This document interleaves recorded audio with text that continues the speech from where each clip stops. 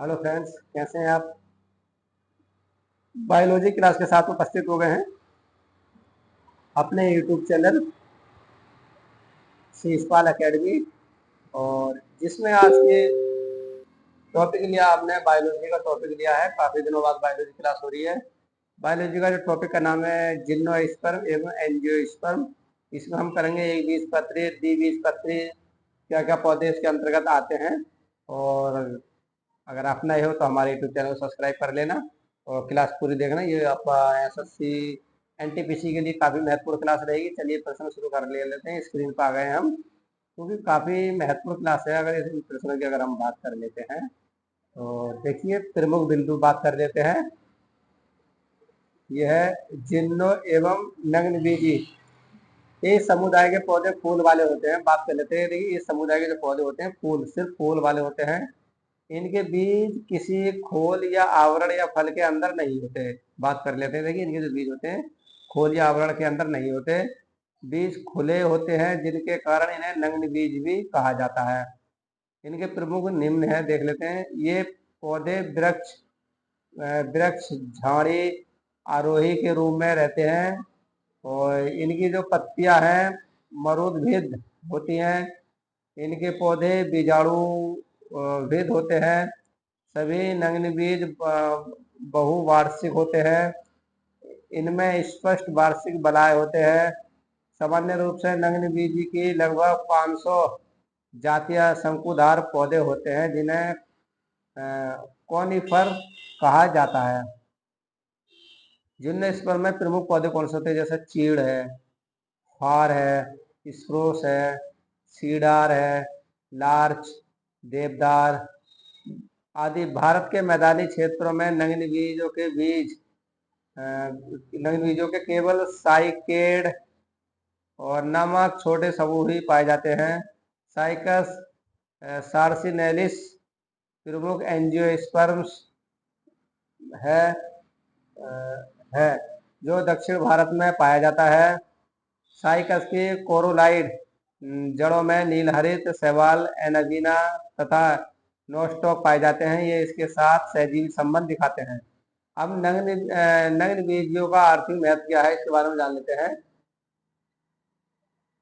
बिनोफोरस है, सामान्य लकड़ी, प्लाईवुड आदि प्राप्त किए जाते हैं। पाइनस और देवदार की लकड़ियों का उपयोग इमारतों के लिए किया जाता है।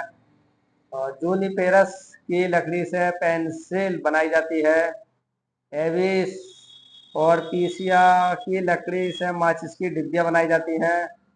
पाइनस के बीजों में चिलगोजा का प्रयोग खाने में किया जाता है, चिलगोजा। और कनाडा बालसम रसायन एविस से प्राप्त किया जाता है। सामान्य रूप से खाने में प्रयुक्त होने वाले साबूदाना साइकस रिवोलूटा और मेटोजाइलोम रोकने से प्राप्त किया जाता है। एफ्रोड्रोइन नामक दवा जो दमा के रोग में प्रयुक्त होती है, एफ्रीडा से प्राप्त किया जाता है। देखिए, एंजियोस्पर्म में देखिए कितने पौधे काम में आते हैं। और बात कर लेते हैं।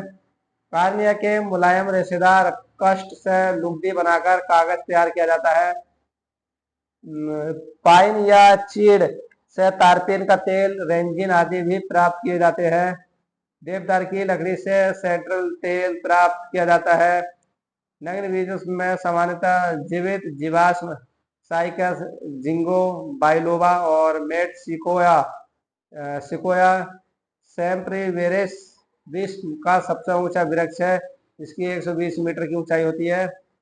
देखिए, इसको मान लेते हैं कुछ सबसे ऊंचा वृक्ष यूकेलिप्टस को भी मानते हैं। पाइनस के परागण बहुत ज्यादा तादाद से निकलते हैं, जो पीले बादल बनाते हैं।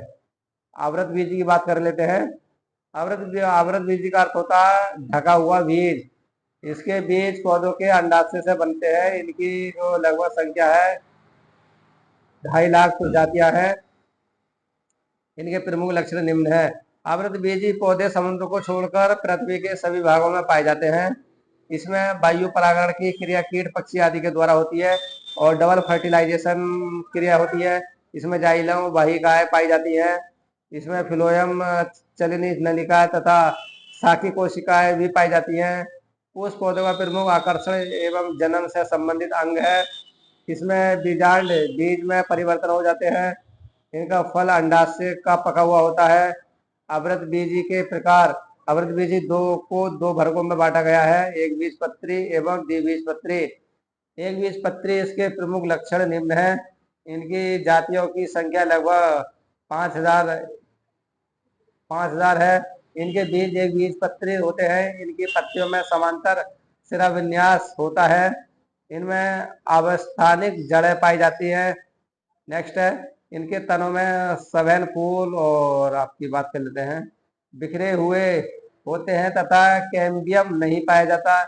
इनके तनों में ऊतक विभिन्न स्तरों में विभाजित नहीं होते हैं। केवल भरण ऊतकों पाए जाते हैं। इनमें पुष्प प्राय त्रिताई होते हैं, जैसे बांस, केला, घास, प्याज, ताड़, गेहूं, मक्का, गन्ना आदि। अब महत्वपूर्ण बात कर लेते हैं, कुछ पौधों के वनस्पति नाम भी दे रखे हैं। ये कुल का नाम और नाम ये देखिए, लिलिएसी। लिलिएसी में आपका आता है लहसुन, प्याज और सताबार आदि। म्यूजेसी में केला आता है। और पलवी में आता है आपका, पलवी में सुपारी है, ताड़ है, नारियल है, खजूर आदि आते हैं। ग्रेमीन की बात करें, ग्रेमीन में गेहूं आता है, मक्का, बांस, गन्ना, चावल और ज्वार, बाजरा, जौ, जाई आदि अन्य घास आदि आती हैं। द्विबीजपत्री इनके प्रमुख लक्षण देख लेते हैं। इनकी जातियों की लगभग 2 लाख जातियां पाई जाती हैं। इनके बीज में 2 द्विबीज पत्र होते हैं। इनकी पत्तियों में सिरा विन्यास चलिकावन होता है। इनकी जड़ें प्राय मूसला जड़ों के रूप में होती हैं। इनके तनों में सघन फूल घेरे में व्यवस्थित रहते हैं तथा इनमें कैम्बियम भी पाया जाता है। इनके तनों में एपिडार्मिस, कॉन्ट्रैक्स, एंडोडर्मिस और पेरिसाइकल आदि ऊतक अवस्थित होते हैं। इनमें पुष्प प्राय चतुर्थीय पंचताई होते हैं, जैसे मटर, गुलाब, सरसों, कपास, सूरजमुखी, मूली आदि। और बात कर लेते हैं क्रोसीफेरी। ये मूली, सलजम और सरसों आदि में पाया जाता है। देखिए इसमें पाया जाता है। मालवेसी की बात कर लेते हैं, मालवेसी में कपास है, भिंडी है और गुड़हल आदि है ये। और एल्गुमिनेसी में आता बबूल है, छुई मुई, कट्ठा, गुलमोहर, आंसो, कौन सा है, अशोक है और कचनार, इमली, सभी दलहनी फसल आती है इसमें।